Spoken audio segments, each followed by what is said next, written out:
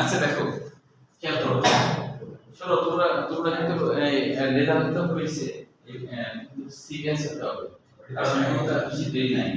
তোমরা কি জানো যে অনেক এসএসসি তে গোল্ডেন পে এখন রিক্সা চালাচ্ছে, এমনও কিন্তু আছে সেটা সম্ভব। হ্যাঁ সেটা যুক্ত হতে পারে ওই যুগে। আচ্ছা আচ্ছা তাই তো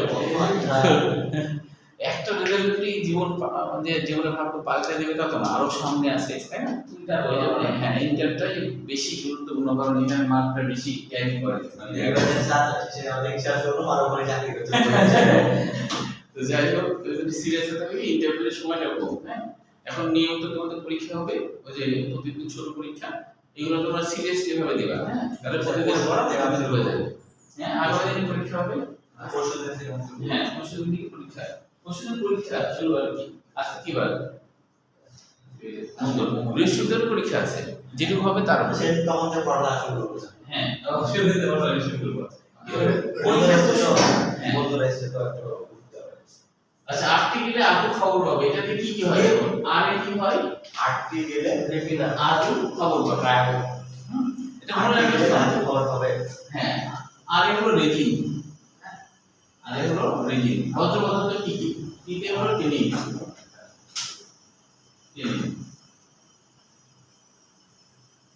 আর গেতে হলো গাম, লেতে হলো ল্যাটিক্স, ল্যাটিক্স, এতে হলো অ্যালকালাইট, অ্যালকালাইট।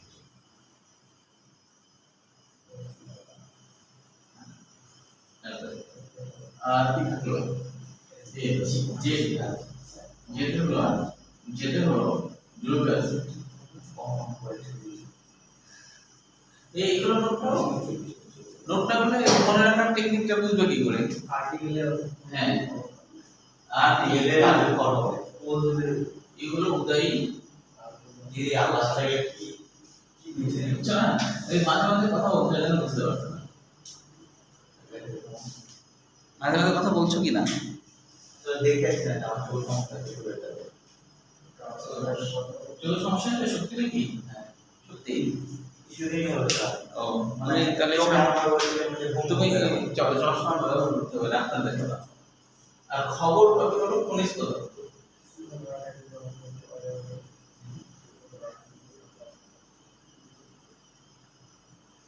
পরীক্ষায় যে ফার্স্ট হবে তার জন্য পুরস্কার, সেটা যে পুরস্কারই হোক একটা দেব, ঠিক আছে? খনিজ পদার্থ দুই রকম হতে পারে, calcium oxalate, calcium carbonate. Calcium oxalate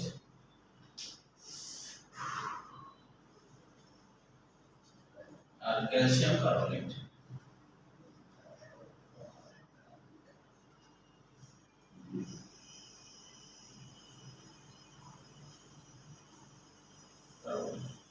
calcium oxalate আর ক্যালসিয়াম কার্বনেট।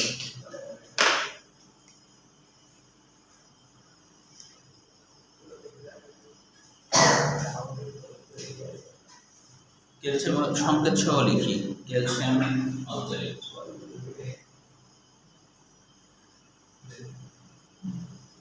Calcium carbonate. বুঝছি লেখাটা? একটু বুঝে নাও সেটা। না বই তো ছন্দ নাই, হ্যাঁ ছন্দ থাকলে খবর পাবে। আচ্ছা ব্রেনে যদি লেখা হয়ে যায় তো ঠিক আছে, দরকার নাই নাকি? আরে ওর স্ক্রিনশট মারতে হবে না স্যার, স্ক্রিনশট রাখতে ব্রেনে, হ্যাঁ ব্রেনে স্ক্রিনশট মারে দাও। আচ্ছা চলতে নাও। আচ্ছা মানে কি কোষস্থ নীতি বুঝতে, মানে কোষের ভিতরে থাকা, কোষস্থ মানে কি? কোষের ভিতরে থাকা যারা ক্রিয়া করে না এরকম পদার্থ কারা কারা? যেমন বজ্র পদার্থ। বজ্র পদার্থ মানে কি? বিভিন্ন ক্রিয়ার মাধ্যমে তৈরিকৃত পদার্থ, এটা হলো বজ্র পদার্থ। তো বজ্র পদার্থ মনে রাখবো কিভাবে? আটটি গেলে আজও খবর হবে, তাহলে আটটি একটা জায়গা, ওখানে গেলে আজও নামে একটা ছেলে জেনে ফেলবে বা খবর পাবে, এটা বোঝাচ্ছে। হ্যাঁ তো আর এ হলো রেজিম, কিতে হলো ট্রেনিং, গতে হলো গাম, লতে হলো ল্যাটেক্স, এবার সকলে দেখো প্রথম অক্ষর মিলছে কিন্তু। আর খনিজ পদার্থ, কোষের ভিতরে কিছু খনিজ পদার্থ উঠে আসে মাটির ভিতর থেকে। খনিজ পদার্থ মানে তো মাটির মধ্যে থাকা পদার্থ। তো মাটির মধ্যে থাকা পদার্থ চলে আসে, এরাও ক্রিয়া বিক্রিয়ায় অংশগ্রহণ করে না, এরকম কিছু পদার্থ আছে যেমন calcium oxalate, calcium carbonate. Oxalate কিন্তু একটু চোখা চোখা হয়, এই ক্যালসিয়াম অক্সালেট গুলো, এরা হচ্ছে আমাদের গলাতে যে ইয়া থাকে না, গলাতে চুলকায় না, ওই চুলকানোর সৃষ্টি করে কিন্তু ক্যালসিয়াম অক্সালেট, বুঝছো? যদি গলা চুলকায় না, কচু খেলে, কচু না মানে ওই যে মরুচি কচু না খেয়ে এমনি কচু আর কি, কখনো চুলকাইছে না? খেয়েছো তো চুলকাইছে? হ্যাঁ, টক খেলে একটু ভালো লাগে। তো এই ক্যালসিয়াম যে অক্সালেট এইগুলো থাকে কচুর মধ্যে, ওরা আমাদের গলার মধ্যে সুরসুর তৈরি করে, এটা হলো ক্যালসিয়াম অক্সালেট। এবার দেখো সঞ্চিত পদার্থ, এটা কারা কারা? বিউটি পাতা কি খায় এটা? হ্যাঁ বলো। বিউটি পাতা কি কি কি পাতা? বিউটি বিস্কুটি সেটি না, ওটা হলো ক্যালসিয়াম অক্সালেট না, ওটা হচ্ছে যে এক ধরনের বিষ জাতীয় উপাদান, হ্যাঁ, যেটা হচ্ছে আমাদের ত্বকে টকে লাগলে পরে সাথে সাথে ওর ভিতর থেকে ওই যে বিষ ঢুকে যায়, তখন রিঅ্যাকশন হয় আর কি। জিনিসটা এমন আছে আমার চুলকানা জল একসাথে হচ্ছে। একসাথেই হয়, হ্যাঁ। আচ্ছা, তাহলে সঞ্চিত পদার্থ এটা মনে রাখতে পারো যে একটা ছেলের নাম মনে রাখবা পলক, পলক নামে একটা ছেলের নাম মনে রাখবা, সঞ্চিত পদার্থ পলক। পলক নামে কেউ আছে তোমাদের? হ্যাঁ আবুল আছে। আবুল তো মিলল না। আবুল আছে বলো। ও আছে। পলকে হলো, পতে হলো প্রোটিন, পতে হলো প্রোটিন, আমাদের তো আইসিটি মুভি লতে হচ্ছে, এখন তো না, লতে হচ্ছে লিপিড, তো ওর মাথায় সার ওটা আগে তো মনে হচ্ছে সার কতে হলো, ইন্টারনেট বন্ধ করে নি হয়ে গেছে, স্যাটেলাইটে পানি ঢুকে গেছে। কতে হলো কার্বোহাইড্রেট, কার্বোহাইড্রেট হাসিনা বলে আনবে এডিশন করে, হাসিনা আবার কলেজ কি হবে? বলছে যে তাই আওয়ামী লীগের লোকজন তাই বলছে। আবার একটা বড় হাসিনা আসলে ইয়াদের সব ফাঁসি দিবে, নাসিরুদ্দিন পাটোয়ারি, হাসনাত আবদুল্লাহ, নাহিদ সব ফাঁসি দিয়েছে। তোমাদেরও ফাঁসি দিতে হবে। দেখো পলক মনে রাখলে মনে থাকবে সঞ্চিত পদার্থ, এই প্রোটিন কিছু প্রোটিন কোষের মধ্যে সঞ্চিত থাকে যারা কোনো ক্রিয়া বিক্রিয়ায় অংশগ্রহণ করে না, হ্যাঁ, কাজে এরা অবশ্যই এরা বস্তু নির্জীব বস্তু, ক্রিয়া বিক্রিয়ায় অংশগ্রহণ করে না। একইভাবে লিপিডও আছে কিছু যারা সঞ্চিত হয়ে আছে, কোনো ক্রিয়া বিক্রিয়া করছে না, কার্বোহাইড্রেট তাই। সর্বশেষ নিশ্চিত পদার্থ, ক্রিয়া বিক্রিয়ার মাধ্যমে কিছু পদার্থ নিশ্চিত হয়, এটা মনে রাখবা এইচ পেন, এইচ পেন মনে রাখবা, এইচ পেন। এইচ পেন নামে কোনো পেন হতেই পারে, কোনো কোম্পানির নাম এইচ পেন, কলমের নাম এইচ পেন, এটাতে দেখো, এটাতে মনে রাখা যাবে। এইচ কি হয় বলতো? এইচ কি হয়? হরমোন। এইচ হলো হরমোন। আর পিটি কি হয়? পিগমেন্ট। পিগমেন্ট পিগমেন্ট সার ওই রঞ্জক পদার্থ, এটা কি এনজাইম? আমাদের চোখে যেটা থাকে স্যার। হ্যাঁ, ওটা ঠিক বলেছো। রেটিনার মধ্যে ওখানে যে কোষ আছে ওর মধ্যে নেকটার।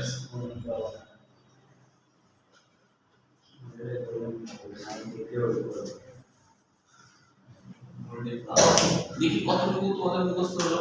নেকটার কতটুকু মুখস্থ হলো দেখি নাকি? পারা যাবে?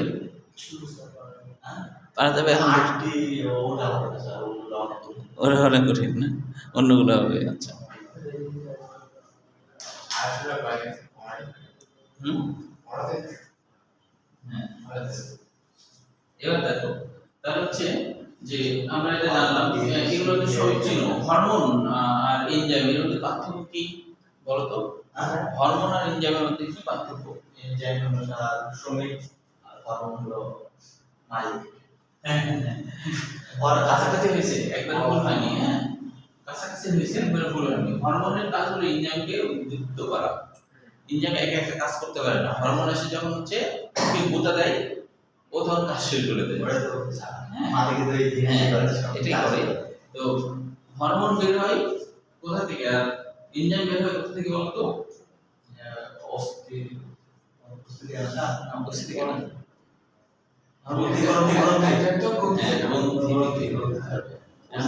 এখন হচ্ছে গ্রন্থি হরমোন বের হয় গ্রন্থি এটা বই করা না অন্ত করা হরমোন বের হয় বই করা গ্রন্থি থেকে না অন্ত করা গ্রন্থি থেকে অন্ত করা কেন না অন্ত করা হয়েছে বলো তো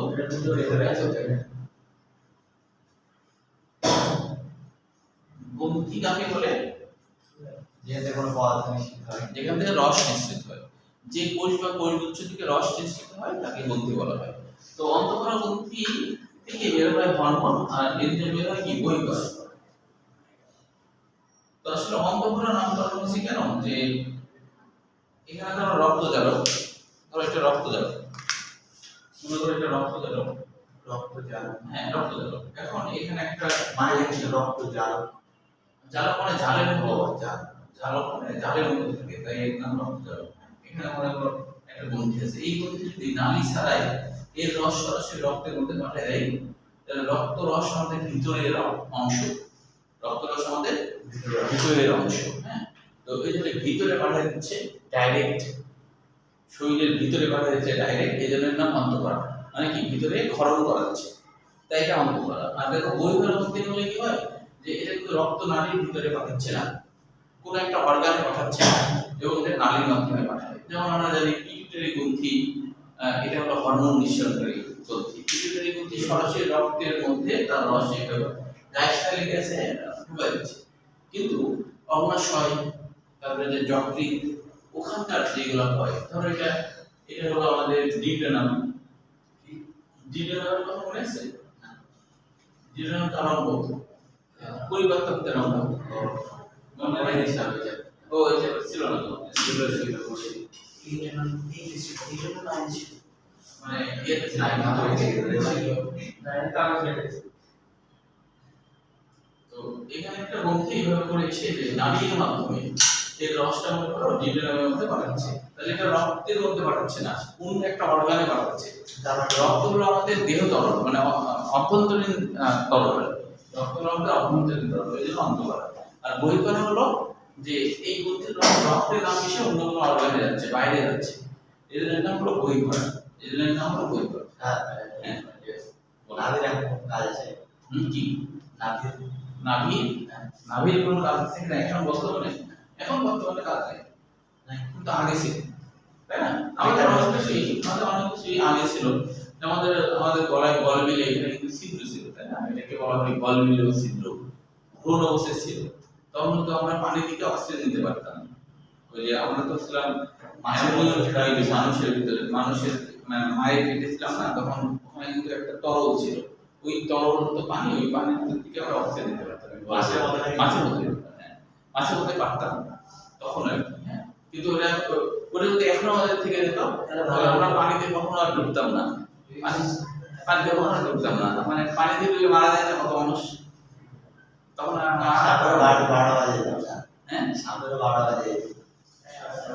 না পানির মধ্যে মানে মানুষ পানিতে দুর্বল কারণ ধরো কুমিরের সাথে পারে না কেন মানে মানুষ পানিতে গেলে কুমির করে কি ডুবাই ফেলে তখন মানুষ দুর্বল হয়ে যায় আর তখন তো আর ডুববো না কুমির কোথায় নিয়ে যাবে যেখানে নিয়ে যাবে আমি তো স্বাভাবিক তখন ঘুষাই চোখ টোক কানা করে দিতে হলো হ্যাঁ না চোখে মারতে হবে হ্যাঁ সেগুলো যেগুলো প্রাণী তোমাকে ইয়ে করতে আসলে চোখে মারতে হবে আঙুল যেমন একটা 60 বছর একটা লোক নাকি বাপ এরকম তাকে ওকে ধরছে ওর কাছে হচ্ছে একটা কলম ছিল কলম থেকে রাগের চোখ কানা করে দিচ্ছে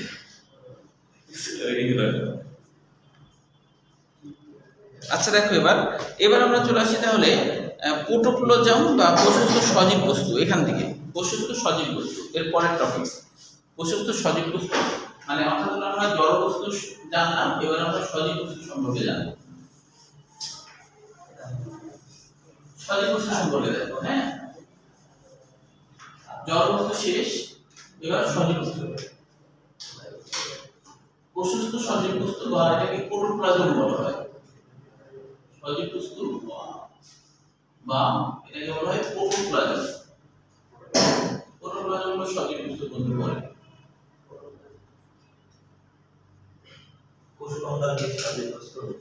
কোষখণ্ড সজীব বস্তু না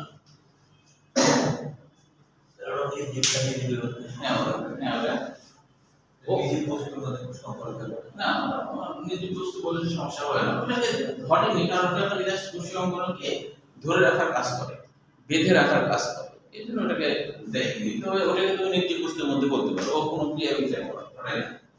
আচ্ছা তাহলে সজীব বস্তু বা প্রোটোপ্লাজম, এটার আবার দুইটা অংশ আছে, একটা হলো কোষ ঝিল্লি, কোষ ঝিল্লিটাও সজীব, এও কিন্তু কাজ করে। কোষ ঝিল্লি হলো সজীব, আরেকটা হলো সাইটোপ্লাজমীয় অঙ্গাণু, আরেকটা হলো সাইটোপ্লাজম। সাইটোপ্লাজম এখন হলো সাইটোপ্লাজমের দুটো অংশ, একটা হলো সাইটোসল, সাইটোসল, আরেকটা হলো সাইটোপ্লাজমীয় অঙ্গাণু, সাইটোপ্লাজমীয় অঙ্গাণু।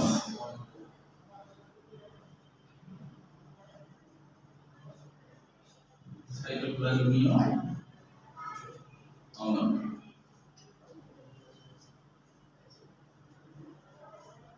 দেখো এটা কিন্তু খুবই গুরুত্বপূর্ণ, এটা আবার বোর্ড পরীক্ষায় আসে, অ্যাডমিশন আছে, এখান থেকে কি কি আসছে আমি একটু পরে বলছি, আগে এটা করে ফেলি। সাইটোপ্লাজমীয় অঙ্গাণু এরা আবার তিন রকমের হতে পারে সাইটোপ্লাজমীয় অঙ্গাণু, হ্যাঁ, একটাকে বলা হচ্ছে দ্বিপদ্মাযুক্ত কোষীয় অঙ্গাণু, একটা হলো দ্বিপদ্মাযুক্ত কোষীয় অঙ্গাণু, দ্বিপদ্মাযুক্ত কোষীয় অঙ্গাণু, আরেকটা হচ্ছে একপদ্মাযুক্ত কোষীয় অঙ্গাণু, একপদ্মাযুক্ত কোষীয় অঙ্গাণু, একপদ্মাযুক্ত কোষীয় অঙ্গাণু, আরেকটা হলো পদ্মাবিহীন, পদ্মাবিহীন। পরীক্ষায় আসে এইভাবে, নিম্নের কোনটি দ্বিপদ্মাযুক্ত কোষীয় অঙ্গাণু? হ্যাঁ ঠিক আছে, নিম্নের কোনটি, এই গোটা সবটা এমসিকিউ হিসেবে আসে, নিম্নের কোনটি দ্বিপদ্মাযুক্ত কোষীয় অঙ্গাণু, নিম্নের কোনটি একপদ্মাযুক্ত কোষীয় অঙ্গাণু, নিম্নের কোনটি পদ্মাবিহীন কোষীয় অঙ্গাণু। তাহলে এখন দেখো যে দ্বিপদ্মাযুক্ত কোষীয় অঙ্গাণু, তুমি মানিক নামে কোন একটা ছেলের নাম মনে রাখবে, মানিক, মানিক তার নাম আছে তোমাদের বন্ধুদের, মানিক বাবা মানিক আছে তো না, যে আলিয়া ইকবাল আছে, তো মানিক রাম তোমাদের আর দুই বন্ধু কোথায় ঘুমাচ্ছে নাকি? পেন্ডিং ঘুমাচ্ছে না না? বাসায় আছে এখনো বাসায় আছে না? ডিপ্রেশন নাইন আর আরাফাত ডিপ্রেশনে পড়ে আছে 4.95 ও 95 তো একেবারে মাইটোকন্ড্রিয়া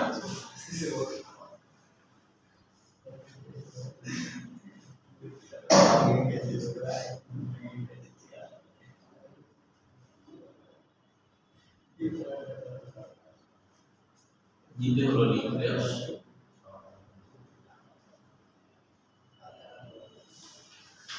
তোমরা তোমরা কেউ বাড়ির একটাই সন্তান তো না, তাই না? আসলে কি তো এক তুমি তোমরা কি কয় ভাই বোন তোমরা? একটাই সন্তান হলে বেশি আদর পাই মা বাবা। হ্যাঁ আমার বাসার কাছে একজন দেখছি যে ও একটা সন্তান, তো ও বলছে যে আমার আব্বা মা বলছে যে তুই কষ্ট করে পরীক্ষা দিচ্ছিস এটাই অনেক, রেজাল্ট যাই হোক ধীরে আল্লাহ আলহামদুলিল্লাহ। আমি এটা শুনে আমি বলছি তুমি মানে পুরো ভয় হয়ে গেল, আমি একা এই কারণে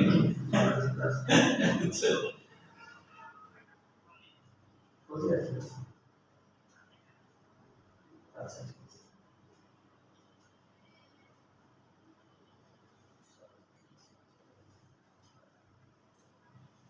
তাহলে দেখো মানিকের নাম মনে রাখলে আমরা দ্বিপদ্মাযুক্ত কোষীয় অঙ্গাণু মনে রাখতে পারবো, বুঝতে পারছো? মাইটোকন্ড্রিয়া, নিউক্লিয়াস আর ক্লোরোপ্লাস্ট বা প্লাস্টিড, মানিকের নাম মনে রাখতে হবে, তাহলে মনে মনে থাকবে। কালকে পরীক্ষায় এগুলো সব থাকবে কিন্তু ভালো করে পড়তে। এরপরে দেখো একপদ্মাযুক্ত কোষীয় অঙ্গাণু, এটা মনে রাখবা এরা পাগল, এরা কি পাগল, এরা পাগলদের মনে রাখবা, এরা পাগল। দেখো এরা হলো এন্ডোপ্লাজমিক রেটিকুলাম, ইয়ার বা এন্ডোপ্লাজমিক রেটিকুলাম। পাতে কি হয়? বার অক্সিজম, পাতে হলো পার অক্সিজেন, পার অক্সিজেন, পার অক্সিজেন। স্যার এরাতে কি বললেন? এরাতে এন্ডোপ্লাজমিক রেটিকুলাম, এন্ডোপ্লাজমিক রেটিকুলাম লিখে রাখুন। ইয়া হলো সংক্ষিপ্ত, হ্যাঁ, এন্ডোপ্লাজমিক রেটিকুলাম। এন্ডোপ্লাজমিক রেটিকুলাম মনে আছে না? হ্যাঁ। তারপরে কি হলো? গতে কি গোলজি বডি, গতে হলো গোলজি বডি, গোলজি বডি, হ্যাঁ গোলজি বডি বা সিস্টেমে গোলজি, লেভেলে হ্যাঁ হ্যাঁ, এটা তো মনে আছে লাইভ করে সব। গতে হলো, পড়ি না পড়ে না পড়লে ছাড়ি না। হ্যাঁ হ্যাঁ ঠিক আছে।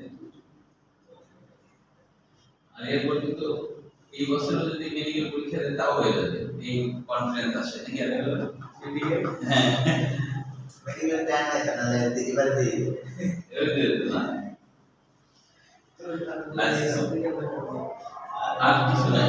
এরা পাগল, হ্যাঁ এরা পাগল। হুম, এরা পাগল, এরা পাগল ঠিক রকম। এরা ক্যান্ডোলাইটিকাম পাতে প্যারাক্সিসন গতে গোলজি বস্তু বা গোলজি বলে লাইসিস। এই একটা পদ্মা মানে কি? একটা পদ্মা না, দেখো এন্ডোপ্লাজমিক একটা পদ্মা, আর মাইক্রোবিয়াল দুইটা পদ্মা না, নিউক্লিয়াসের দুইটা পদ্মা, প্লাস্টিকেরও দুইটা পদ্মা, এটা একটা পদ্মা। এখন জিনিসগুলো কি? এন্ডোপ্লাজমিক রেটিকুলাম তো এটা চেনা আছে তাই না? এন্ডোপ্লাজমিক রেটিকুলাম নাম কেন হয়েছে মনে আছে বলতো? এটা সুতার মতো সুতরাং তো হ্যাঁ এইখানে থাকে না, তো কেন এর নাম এন্ডোপ্লাজমিক রেটিকুলাম হয়েছে কি বলতে পারবো বলতো? এন্ডোপ্লাজমিক, হ্যাঁ বলো। জড়ানো মানে পেঁচানো। রেটি মানে জালিকাকার, কুলাম মানে ছোট, আর ভিতরের দিকে যে ছোট ছোট জালের মতো, তাহলে কিন্তু সাইটোপ্লাজম। এখন দেখো পর্দাবিহীনটা একটু শেষ করে তাহলে আর কি থাকলো? এগুলো তো চিনি। পর্দাবিহীন প্রথম মামাই সেরা, প্রথম মামাই সেরা, প্রথম মামাই সেরা, প্রথম মামাই সেরা। প্রথমে কি হয়? প্রোটিওসোম, প্রোটিওসোম, প্রোটিওসোম, প্রোটিওসোম, প্রোটিওসোম। মাঝে কি হয়? মাইক্রোপ্লামিন, মাঝে হলো মাইক্রোপ্লামিন, হ্যাঁ ব্যাপার না। মাইক্রোপ্লামিন। তারপরে হচ্ছে কি থাকলো? আবার মা মাইক্রোটিউবিউলস, মাইক্রোটিউবিউলস, টিউবিউলস, মাইক্রোটিউবিউলস। আর পাশে হলো ইন্টারমিডিয়েট প্লামিন, ইন্টারমিডিয়েট প্লামিন,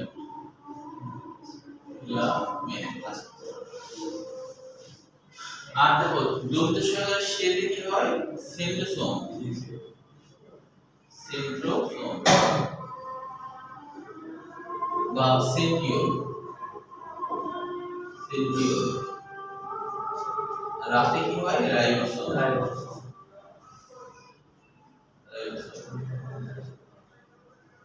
মানে এরা হচ্ছে, এরা কি? এটা এরা হচ্ছে সবাই হলো পর্দাবিহীন, মানে কি এদের বাইরে কোনো পর্দা টর্দা কিছু নাই, কোনো লজ্জা টজ্জা নাই আর কি, পর্দা টর্দা কিছু নাই, তাই না? বর্তমান মহিলা হ্যাঁ বর্তমান মহিলাদের তো পর্দাবিহীন আর কি। এটা হচ্ছে, হ্যাঁ এটা হচ্ছে, এটা হলো প্রথম মামাই সেরা মনে রাখলে মনে থাকবে। হ্যাঁ তাহলে মাইক্রো মানে ছোট, প্লাইমোড মানে ছোট মতো, মাইক্রোটিউবুলস, টিউব মানে নল, বুলস মানে ছোট। মাইক্রোটিউবিউলস হবে। হ্যাঁ দেখো ফিলামেন্ট যেটা সেটা হলো সুতার মতো হয়, এটা সুতা, ফিলামেন্ট মানে সুতা, আর টিউবুলস হলো টিউবের মতো, টিউব। আচ্ছা এই দুইজনের কাজ আলাদা করে। হ্যাঁ দুটোটা আলাদা, মানে এদের এরা হচ্ছে যে কেউ ধরো কোষের মধ্যে যখন থাকে তখন হচ্ছে এই টিউবুলস, আর এখানে থাকে ইন্টারমিডিয়েট প্লামিন, ইন্টারমিডিয়েট প্লামিন। সামনে কি লিখেছে? দুই নাম্বার পয়েন্টটা কোনটা? টিউবিউলস। টিউবুলস, দুই নম্বর টিউবুলস, ল উদ্দেশ্য। আচ্ছা আর এই যে মাইক্রোপ্লামিনটা এর মধ্যেই বেড়ে থাকে, এর মধ্যেই বেড়ে থাকে। যখন এরা এককভাবে থাকে, যখন এরা কোষীয় কঙ্কাল গঠন করে না, যখন এরা এককভাবে থাকে তখন কিন্তু এরা সক্রিয়, মানে এরা সজীব বস্তু। আর যখন কোষীয় কঙ্কাল তৈরি করে ফেলে তখন বুঝতে পারছো? তাহলে তিন রকমের ইন্টারমিডিয়েট ফিলামেন্ট হলো হচ্ছে যে এটার মাঝামাঝি একটা গঠন, এজন্য ইন্টারমিডিয়েট মানে মাধ্যমিক, এটার মাঝামাঝি সাইজ, এটা ইন্টারমিডিয়েট ফিলামেন্ট। সেন্ট্রোসোম নামকরণ কেন হয়েছে বলো তো? সেন্ট্রোসোম এর মধ্যে থাকা হয় দাদা। কাছাকাছি হয়েছে, আরেকটু বলো কাছাকাছি হয়েছে। সো মানে বস্তু না মতো সমানে বস্তু, হ্যাঁ মধ্যখানে বস্তু।